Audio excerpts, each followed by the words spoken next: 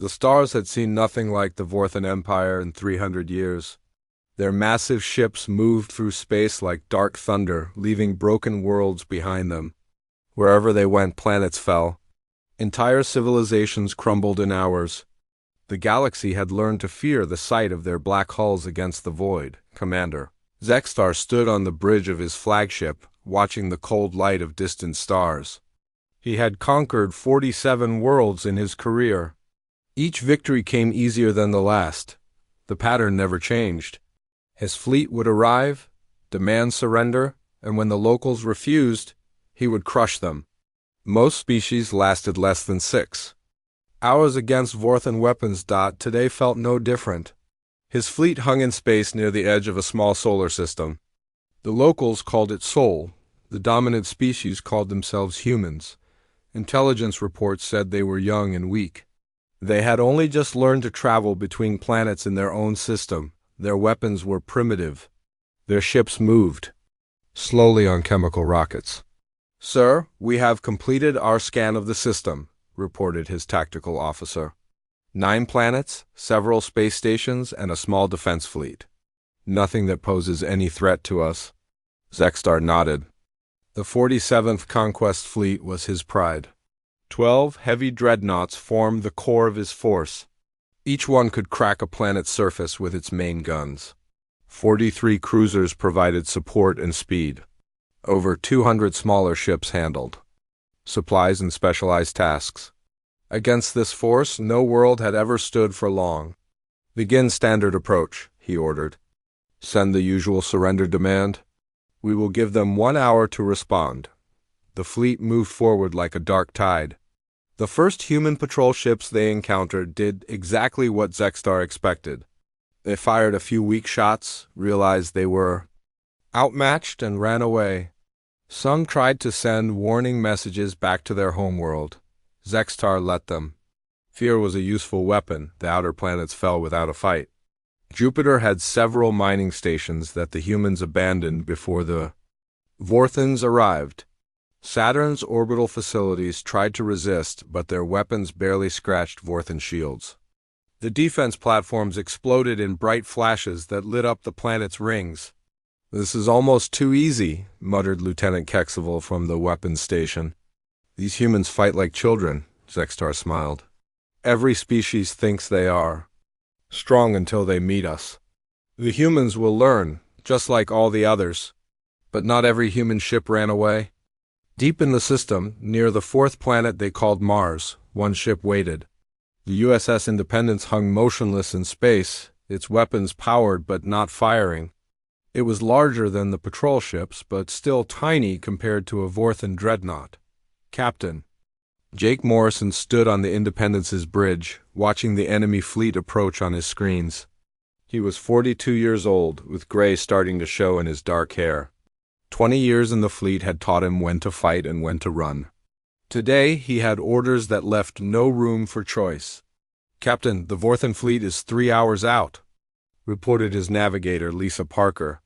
She was young but steady, one of the best pilots in the human fleet. "They're moving in standard formation, no attempts to hide their approach." "They don't need to hide," Morrison replied. "They think we're no threat at all." Chief Engineer Danny Rogers looked up from his console. "Sir, I'm reading their shield frequencies and weapon signatures. Never seen anything like it. Their technology is at least 50 years ahead of ours." Morrison nodded. He had expected as much. Earth Command had been clear about the mission. The Independence was not supposed to win this fight. They were supposed to learn.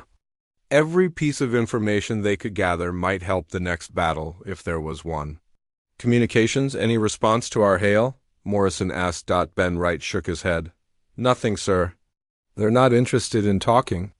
Dr. Helen Torres spoke from the science station. "Captain, I'm picking up their communications chatter. They're discussing us like we're some kind of curiosity. One of them just called us another weak species clinging to false hope." Morrison felt his jaw tighten. The Vorthans had destroyed 47 worlds. Billions of people had died because they thought other species were weak. Today, he would show them that humans were different. All stations, battle ready, he ordered. We're going to give them a fight they won't forget. Amy Collins checked her weapons one more time. She was the best gunner on the ship, maybe in the whole fleet. But even she knew their guns were nothing against Vorthan armor. Sir, we've got 6 plasma cannons and 20 missile tubes. Against their shields, we might as well be throwing rocks. Then, we throw rocks well, Morrison said. Remember, we're not trying to win, we're trying to learn. The Vorthan fleet spread out as it approached Mars. Zextar watched the lone human ship with mild interest. It was brave, he would give them that. Stupid, but brave. Sir, the human ship is powering weapons, his tactical officer reported. Should we destroy it now? No, Zextar said. Let them fire first. I want to see what they can do. It might be amusing. The Independence moved forward at full speed. Morrison had positioned his ship between Mars and the approaching fleet. There was nowhere to run and nowhere to hide. The Vorthan ships surrounded him like wolves around a wounded deer. Sir, they're not firing, Lisa Parker reported. I think they're waiting for us to make the first move, Morrison understood. The Vorthans wanted to see human weapons in action. They were treating this like a test, not a real battle. That told him something important about how they thought. All weapons, fire at will, he ordered. The Independence opened up with everything it had. Plasma bolts streaked across space toward the nearest Vorthan cruiser. Missiles followed, their nuclear warheads bright against the darkness. For a moment, it looked like humanity had teeth after all. Then the Vorthan shields flared to life. The plasma bolts splashed against them like water against stone. The missiles exploded harmlessly in brilliant flashes. When the light faded, the enemy ship was completely undamaged. Well, Danny Rogers said quietly, that didn't work. The Vorthans fired back with casual precision. Their energy weapons were nothing like human technology. Instead of explosive bolts, they fired streams of pure destruction that cut through space itself. The Independence's shields lasted 3 seconds. The hull armor lasted 2 more. Warning lights flashed red across the bridge. Smoke filled the air as systems overloaded. The ship shook like it was coming apart, which it probably was. Hull breach. On decks 4 through 7, Amy Collins reported. We've lost main power to the forward sections. Engines are holding, Danny Rogers called out, but just barely. We can't take another hit like that. Morrison watched the tactical display as more Vorthan ships moved into position. In minutes, they would destroy the Independence completely. But he had learned what he came to learn. The enemy weapons had predictable firing patterns. Their shields cycled on specific frequencies. They were powerful, but they followed rules. All stations, prepare for ramming speed, he ordered Lisa. Parker stared at him. Sir, you heard me. Full power to engines, we're going to ram that cruiser. Captain, Dr. Torres said, that's suicide. Morrison smiled grimly. Maybe, but it's also something they won't expect. And that's the first rule of beating a superior enemy.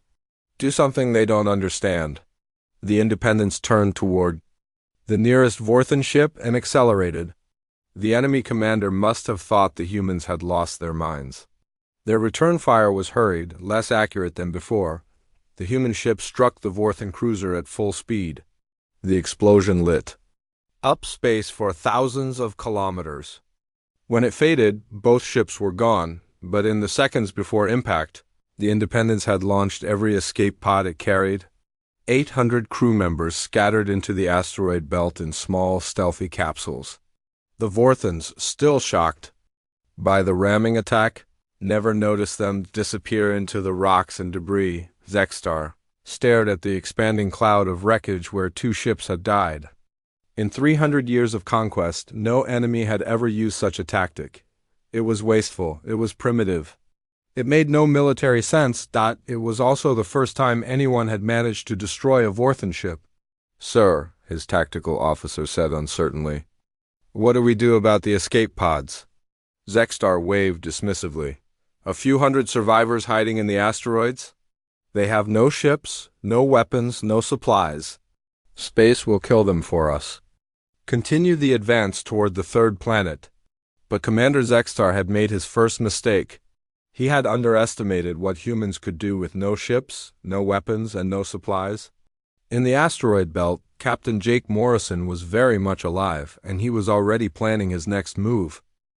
Captain Jake Morrison floated in the cramped escape pod, watching the stars through the small window.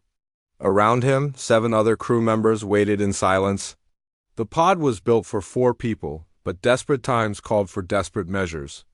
They had been drifting in the asteroid belt for 6 hours now, and the Vorthan fleet was moving deeper into the solar system. "Captain," whispered Lisa Parker, who was squeezed against the communications panel, "I'm picking up signals from the other pods." "Most of the crew made it out alive," Morrison nodded. That was good news, but they were far from safe.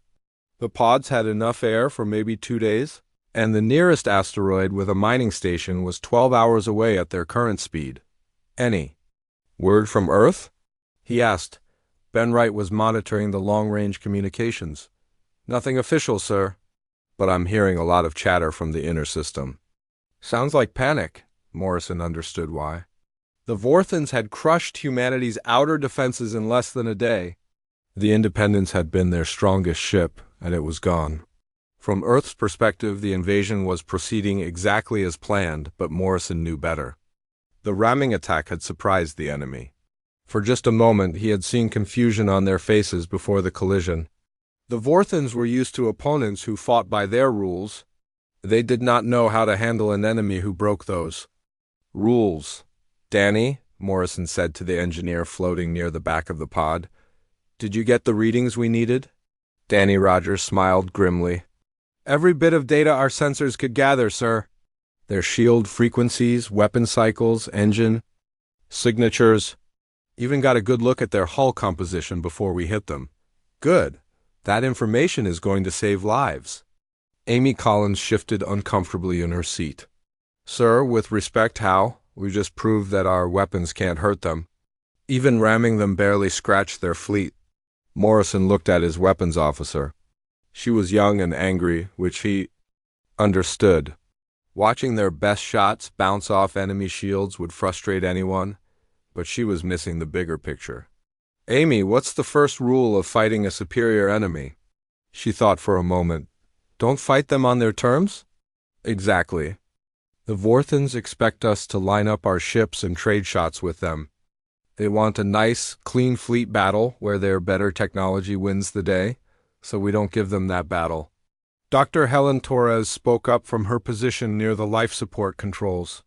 "Captain, I've been analyzing their communications during the battle. Their language patterns suggest they've never encountered asymmetric warfare before. Every species they've conquered has fought conventionally." "What does that mean?" Lisa asked. "It means they don't know how to fight guerrillas," Morrison explained. "They're used to destroying enemy fleets and accepting surrender. They've never had to deal with an enemy that keeps fighting after the main battle is over." The pod shuddered as it passed close to a large asteroid. Through the window, Morrison could see the rocky surface spinning slowly past them. Somewhere in that belt of debris were nearly 800 human survivors, scattered across dozens of pods. The Vorthans thought they were beaten. Morrison intended to prove them wrong. "Ben, can you reach Pod 7? That's where Chief Martinez ended up." Wright adjusted his communications panel. "Got them, sir. Chief Martinez is online. Chief, this is Morrison. What's your status?" The voice that came back was steady despite the circumstances. "We're alive, Captain. Pod's a bit crowded, but we'll make it to the mining station on Ceres." "Good. I want you to set up a base there. Use whatever equipment you can find. We're going to need a staging area." "Sir, a staging area for what?" Morrison smiled. "For the counterattack." 3 days later, Commander Zextar stood on his bridge watching the third planet grow larger on his screens. The locals called it Earth. It was a pretty world with blue oceans and white clouds. Soon, it would be another trophy in the Vorthan Empire's collection. The human resistance had been even weaker than expected. After the suicide attack near Mars, no other ships had challenged his fleet. A few patrol vessels had fired some shots and then retreated. Standard behavior for a beaten enemy. Sir, we're receiving a transmission from the planet, his communications officer reported. Let me hear it. The voice that came through the speakers was calm and professional. This is Admiral Richard Stone of the Earth Defense Force. I am authorized to discuss terms of surrender on behalf of the human government. Zextar was pleased but not surprised. Most species saw reason once they understood the futility of resistance. I am Commander Zextar of the 47th Conquest Fleet. Your terms are simple. Complete surrender of all military forces, immediate cessation of all hostile activities, and full cooperation with occupation forces. We request a meeting to discuss details, the human admiral replied. There are protocols that must be followed. Well, you may send a single unarmed ship to my flagship in 12 hours. Any attempt at deception will result in the immediate bombardment of your world. The transmission ended. Zextar felt satisfied. Another conquest was nearly complete. The suicide attack had been an anomaly, a desperate act by a defeated crew. It would not happen again, but in the asteroid belt, Captain Morrison was listening to every word. The mining station on Ceres had been abandoned when the invasion began, but it still had power and communications equipment. More importantly, it had workshops and raw materials. Did you hear that? Morrison asked the crew members gathered around him. Over the past 3 days, they had managed to rescue most of the escape pods and bring the survivors to the station. The Admiral is buying us time, Lisa Parker said. She had been promoted to acting first officer after the senior staff was scattered across multiple pods. But how much? Enough, Morrison replied. Danny, what's the status on our project? Chief. Engineer Rogers looked up from the workbench where he was assembling something that looked like a cross between a torpedo and a mine. We've got 15 of them ready, sir.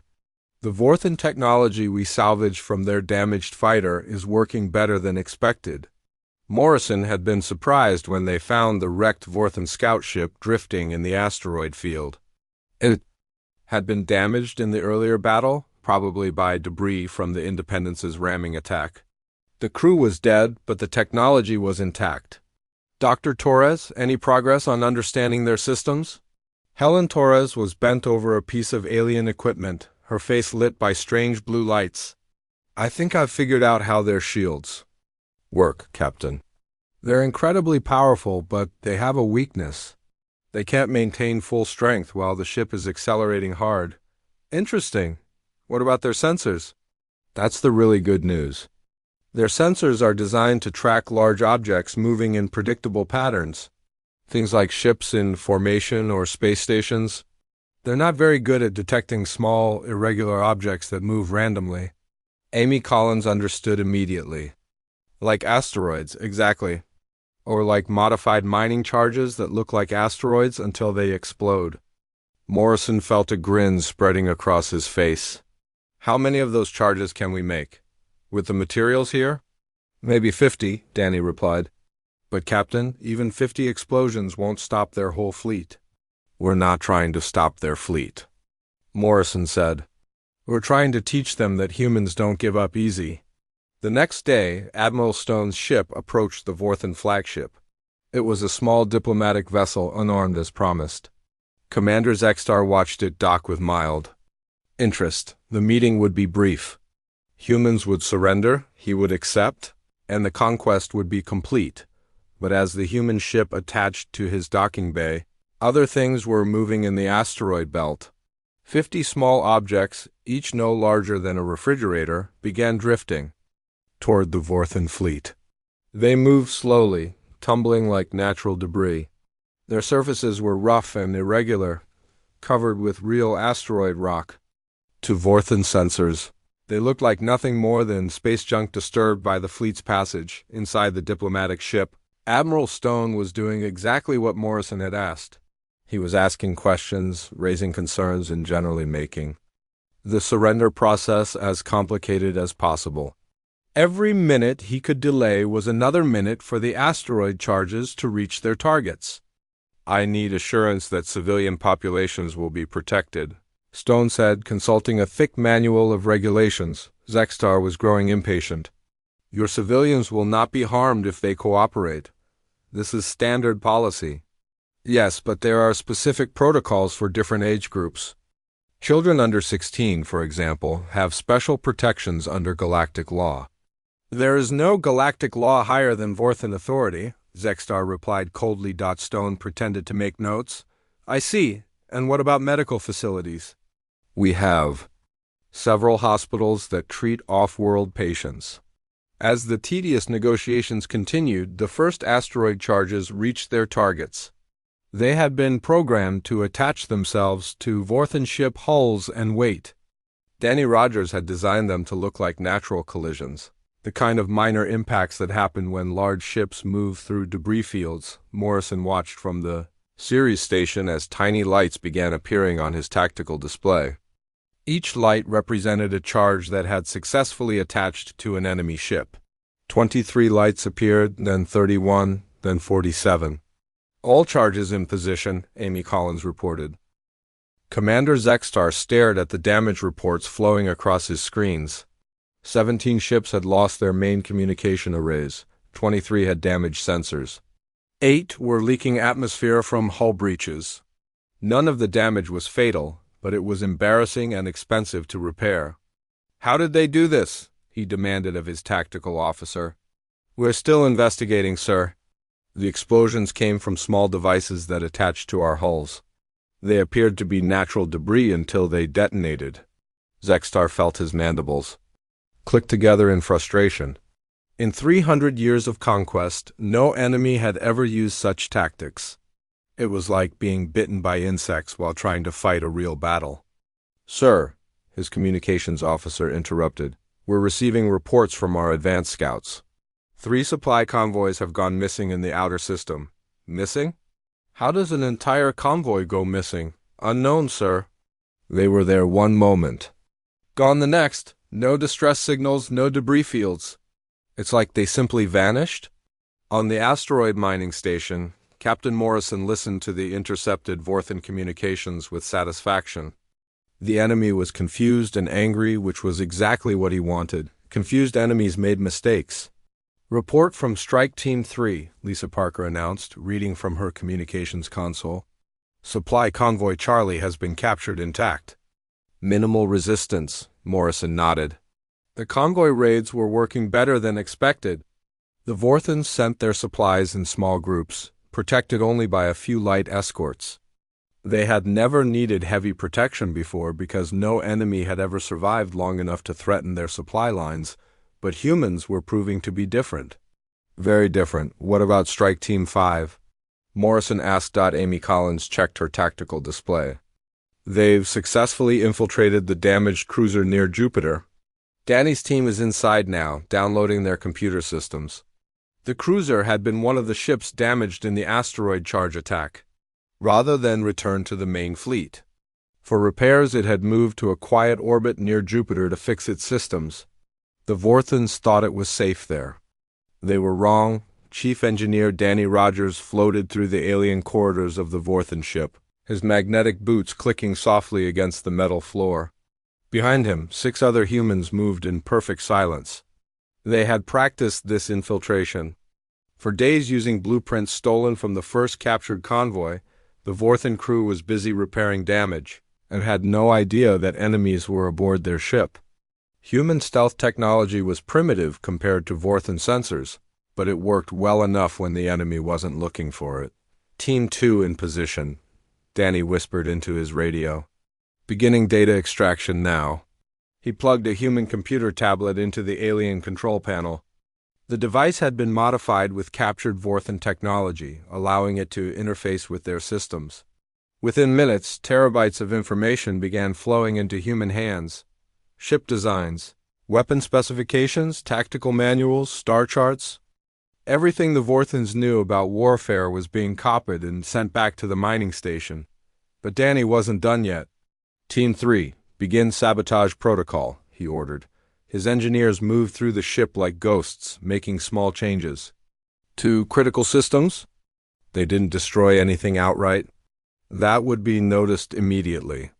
Instead, they made subtle modifications that would cause problems later. a navigation computer that would drift slightly off course, a weapon system that would overheat after extended use, life support filters that would need replacement sooner than expected. Sabotage complete, one of his team reported. They won't notice anything for at least a week. Good, Team 4, plant the gifts and let's go. The gifts were Danny's personal touch. Small devices hidden throughout the ship that would activate randomly over the next month. They wouldn't cause serious damage, but they would keep the Vorthan crew busy chasing phantom problems. Every hour they spent on maintenance was an hour they couldn't spend fighting. 20 minutes later, the human team was gone, leaving no trace of their visit except for problems that wouldn't surface for days. Dr. Helen Torres was having the time of her life. The captured Vorthan technology was like nothing she had ever seen. Their computers were fast beyond belief, their materials were stronger than anything humans could make, and their energy systems were centuries ahead of human science, but they were also predictable. That was their weakness. "Captain," she called. Out from her makeshift laboratory, "I've figured out their shield harmonics.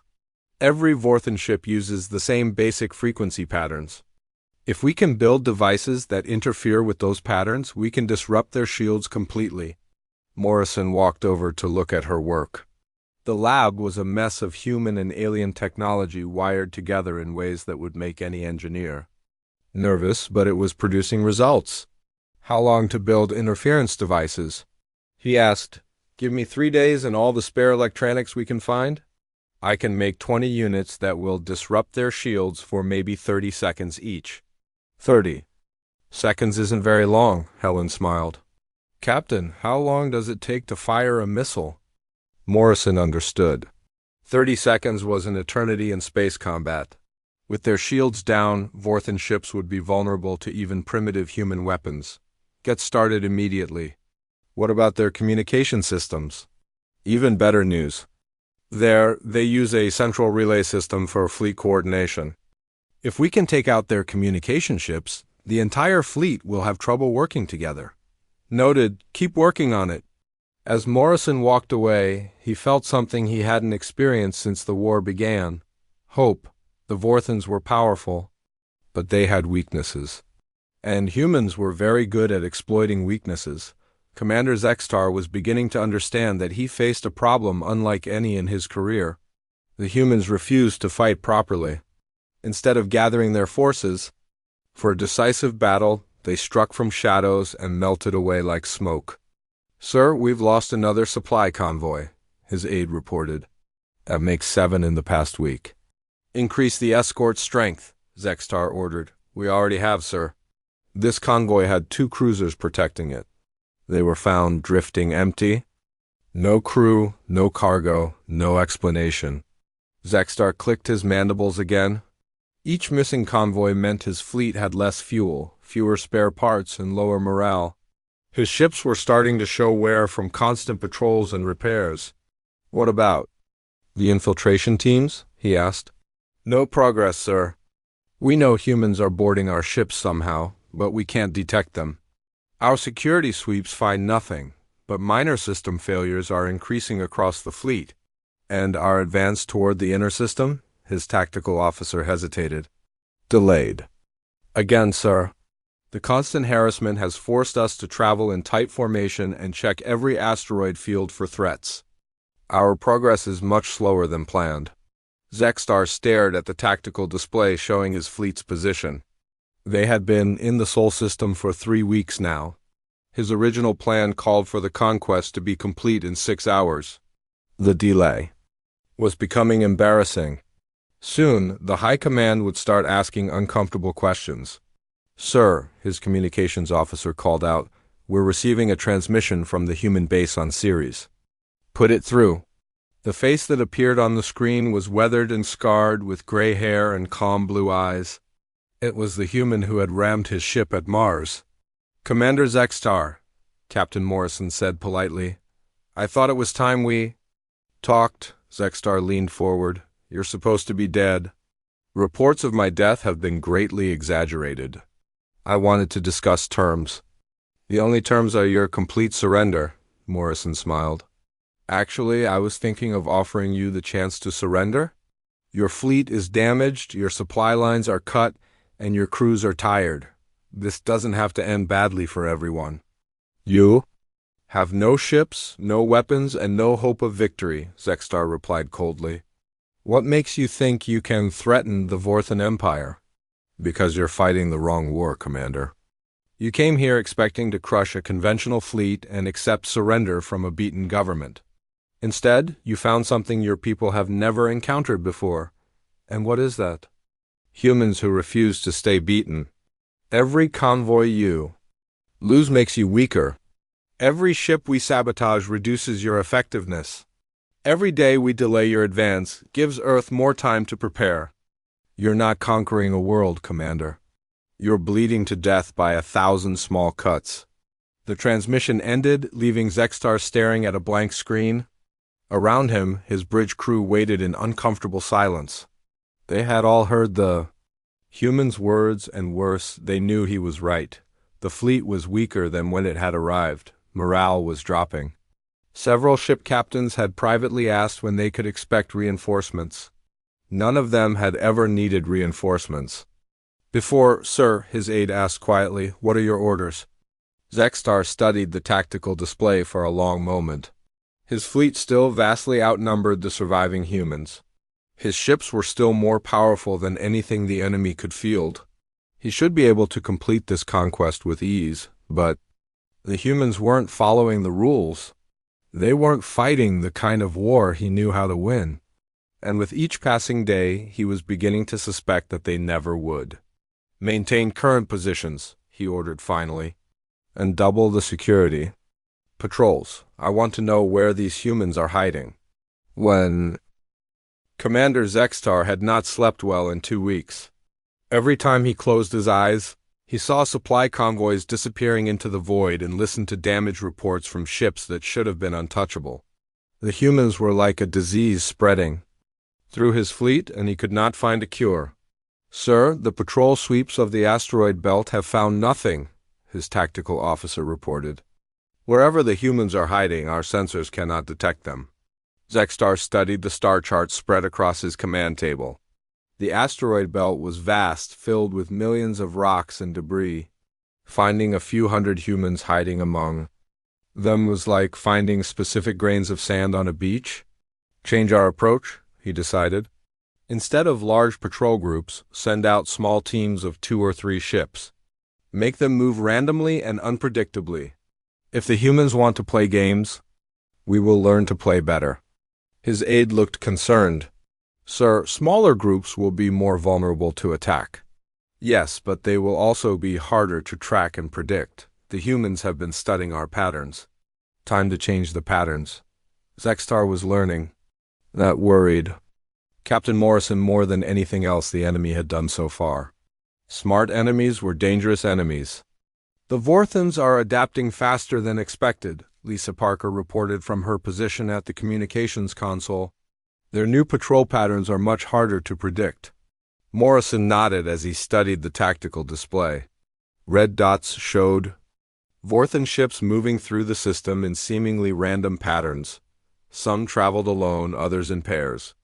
Their routes no longer followed the straight lines and standard formations his teams had learned to exploit. They're also using different communication frequencies, Ben Wright added. Harder to intercept their orders now.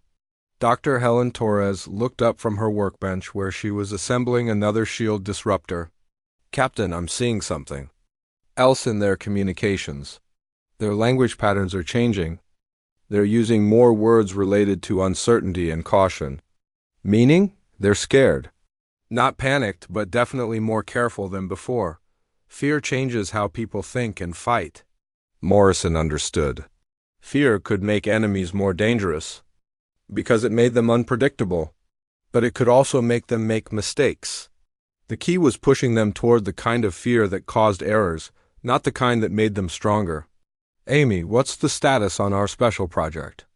Amy Collins was bent over a complex device that looked like a torpedo with extra fins and strange markings. Almost ready, sir. Danny's team has been working on it for 5 days straight. The special project was Morrison's answer to the Vorthan adaptation. If they wanted to change their tactics, he would give them something completely new to worry about. Chief Engineer Danny Rogers emerged from the workshop area, covered in grease and wearing a satisfied smile. "Captain, she's ready for testing. I call her the Wraith." Morrison examined the device. It was about the size of a small fighter craft, but shaped like an elongated diamond. Its surface was covered with panels that seemed to shift and change. Color as he watched? Stealth technology? He asked. "Better than that," Danny replied proudly. "Active camouflage combined with sensor spoofing.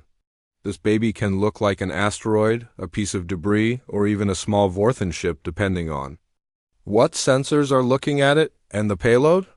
3 of Helen's shield disruptors, a computer virus designed to infect Vorthan systems, and enough explosive to take out a cruiser's engine section. Plus, it's completely automated. No human crew required." Morrison felt a grin spreading across his face. "How many can we build? With the materials from the latest convoy raid?" "Maybe a dozen. Get started. I want them deployed within the week." The first Wraith was deployed 3 days later. It drifted silently through space toward a lone Vorthan destroyer that was patrolling near the outer edge of the asteroid belt. To the destroyer's sensors, it looked like just another piece of space junk, the kind of debris that filled the region. Lieutenant Vexmar commanded the destroyer cleansing fire. He was young for his rank. Promoted after several senior officers had requested transfers away from the Sol system. The constant harassment and mysterious attacks were wearing down crew morale across the fleet. "Sir, picking up some debris on our approach vector," his sensor operator reported.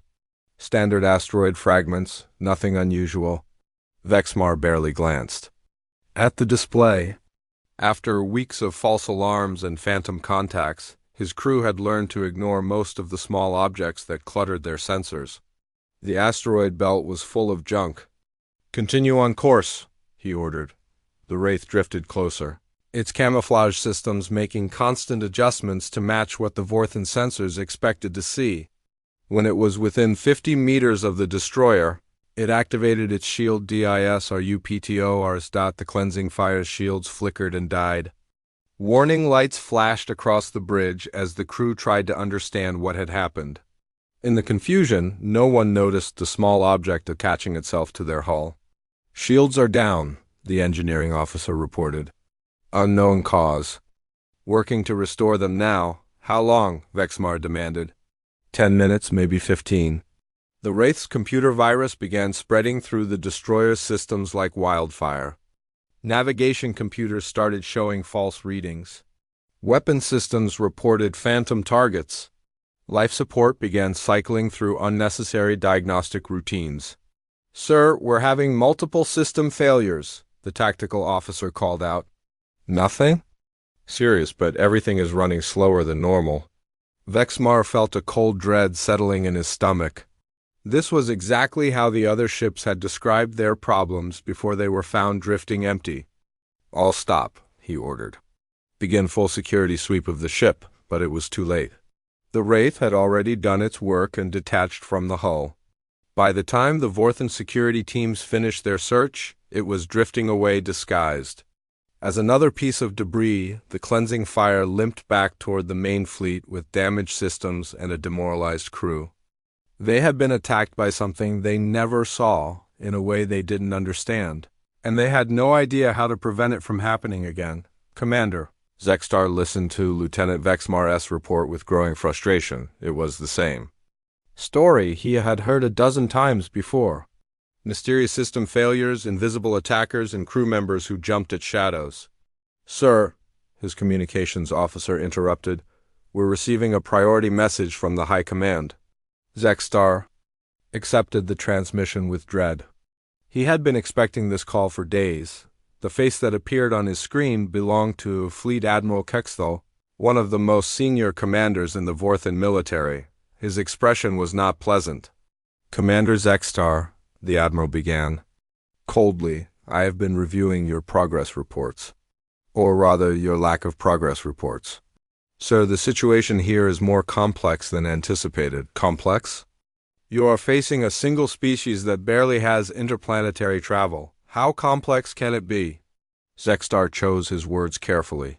The humans employ unconventional tactics, sir. They do not fight like any enemy we have encountered before. Are you telling me that the mighty 47th Conquest Fleet cannot handle a few primitive humans? Sir, we need reinforcements and different equipment. The humans use stealth technology and asymmetric warfare. Our standard tactics are not effective against them.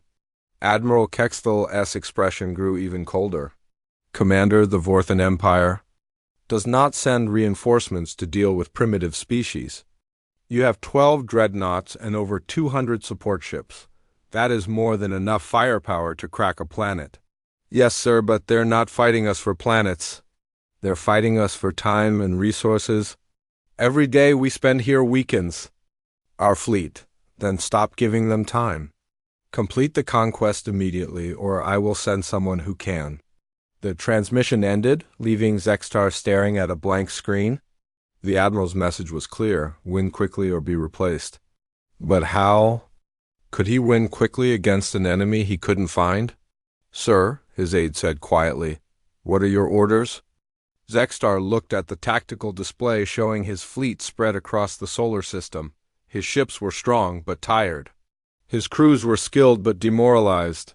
His supply lines were constantly under attack, and his enemies seemed to be everywhere and nowhere at once. Recall all patrol ships, he ordered. Form tight defensive formations around our supply vessels. If the humans want to attack us, they'll have to come through our concentrated firepower. But even as he gave the orders, Zextar knew he was playing into human hands. By concentrating his forces, he was giving up mobility and initiative. He was letting the humans choose when and where to fight. On the mining station, Captain Morrison watched the Vorthan fleet pull back into defensive positions. It was exactly what he had hoped for. Concentrated enemies were predictable enemies, and predictable enemies could be defeated. They're scared, Amy Collins observed, studying the enemy formations. Look how tight they're grouping their ships. Morrison nodded. Fear makes people seek safety in numbers, but it also makes them inflexible. So what's our next move? Lisa Parker asked. Morrison looked at the dozen Wraith devices being prepared for deployment. Each one represented weeks of work and irreplaceable materials, but they also represented something the Vorthans had never faced before, weapons that could strike without warning from any direction. Dr. Helen Torres had not slept in 36 hours. Her eyes were red with exhaustion, but her hands remained steady as she made the final connections on the transmission device. Around her, the makeshift laboratory hummed with alien technology that she had learned to understand better than its original creators. Signal generator is online, she announced to Captain Morrison, who was watching from across the room. Frequency modulators are synchronized. The device is ready. Morrison studied the alien-looking machine. It was a combination of human engineering and Vorthan technology, cobbled together from salvaged parts and pure determination. If it worked, it would change everything. If it failed, they might not get another chance. Range? He asked. System-wide. Every Vorthan ship with standard shields will be affected simultaneously. But Captain, this is a one-shot weapon. Once they see what happens, they'll modify their shields to prevent it from working again. Morrison nodded. Then we need to make it count. How long until the device is ready to transmit? Give me 2 hours. To run final tests. You have 1 hour. Amy, what's the status on our Wraith deployment? Amy Collins was coordinating the attack from the communications console. All 12 units are in position around the Vorthan fleet. They're disguised as debris and asteroid fragments. The enemy sensors show nothing unusual. Good, Lisa, Annie. Word from Earth? Lisa Parker looked up from her station where she had been monitoring long-range communications. Admiral Stone sends his regards, sir. Earth's defense fleet is moving into position around the planet, but they're following your recommendations. No aggressive moves, no provocative actions. Morrison was glad to hear it.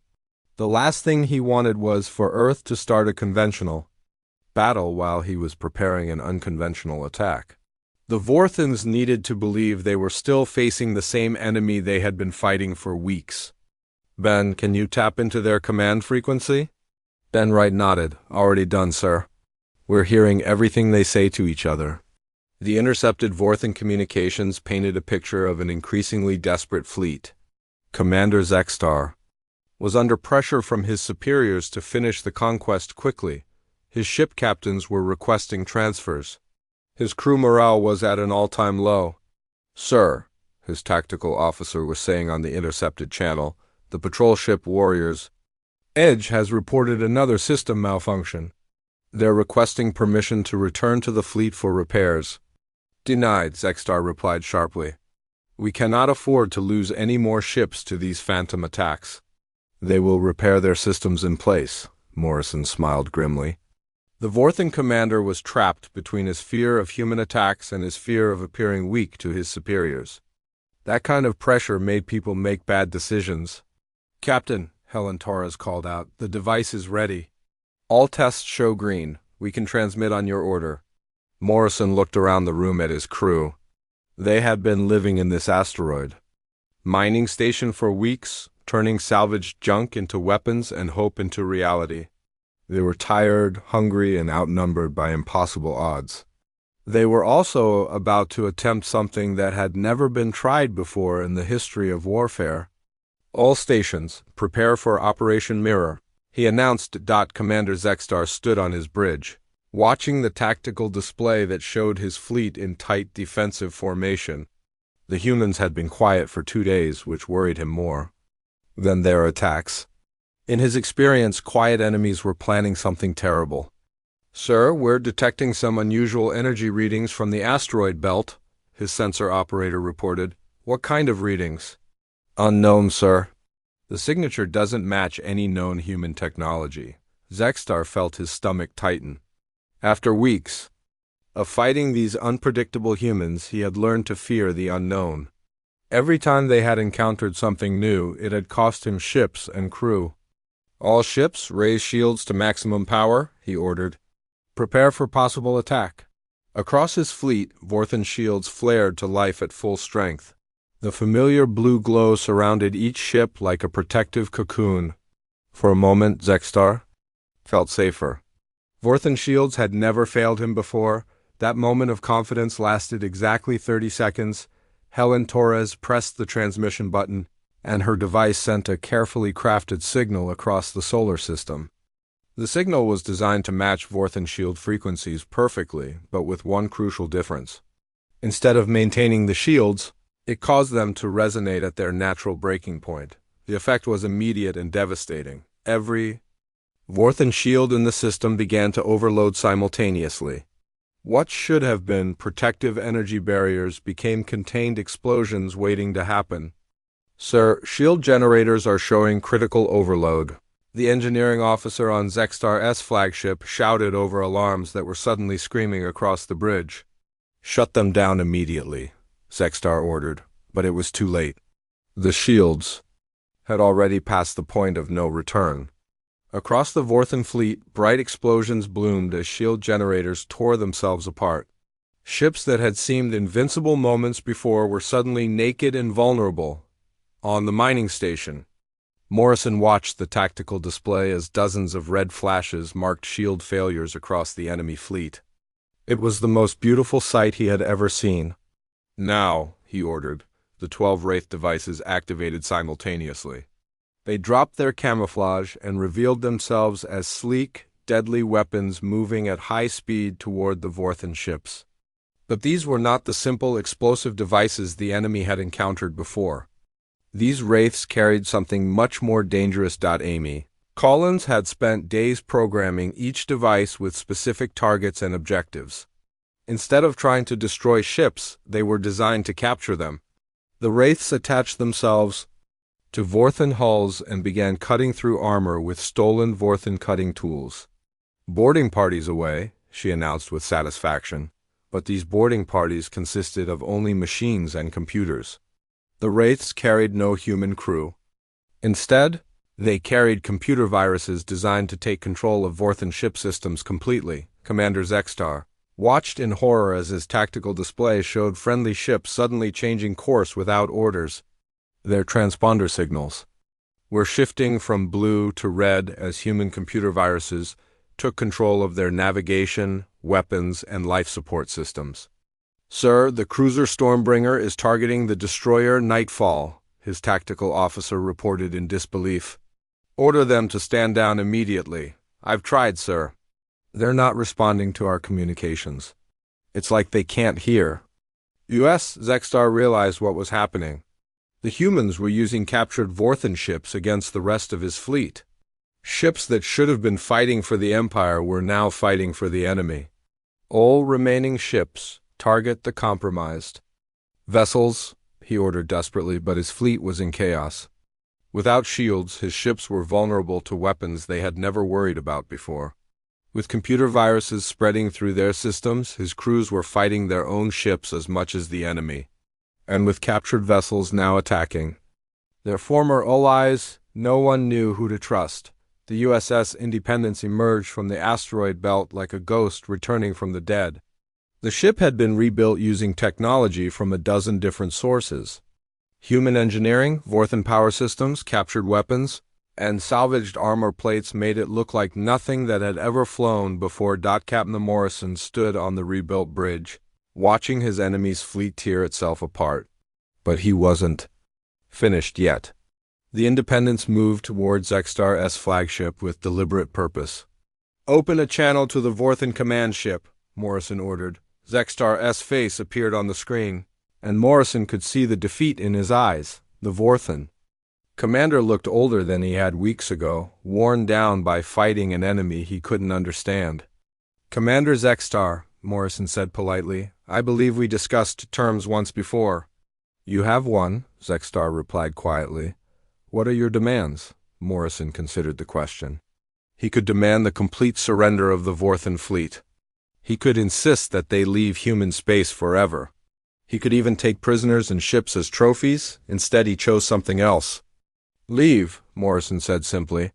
"Take your remaining ships and leave our system. Don't come back. And when you report to your superiors, tell them exactly what happened here." "Why?" Zexstar asked. "Why show mercy to an enemy?" Morrison smiled. "Because mercy is more frightening than cruelty to people like you. When you tell other Vorthan commanders about this battle, they won't just hear about human weapons or tactics. They'll hear about humans who could have destroyed you completely but chose not to. That will make them think twice before invading." "Another human world." Zexstar stared at the human captain for a long moment, then he nodded slowly.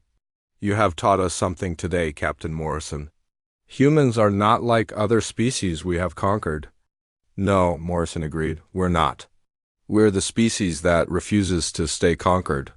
The Vorthan fleet limped out of the Sol system 6 hours later. They left behind damaged pride, shattered confidence, and a dozen ships that were now under human control. But they also carried with them something more dangerous than any weapon: the knowledge that the Vorthan Empire was not invincible. Word of the defeat spread quickly through Vorthan space.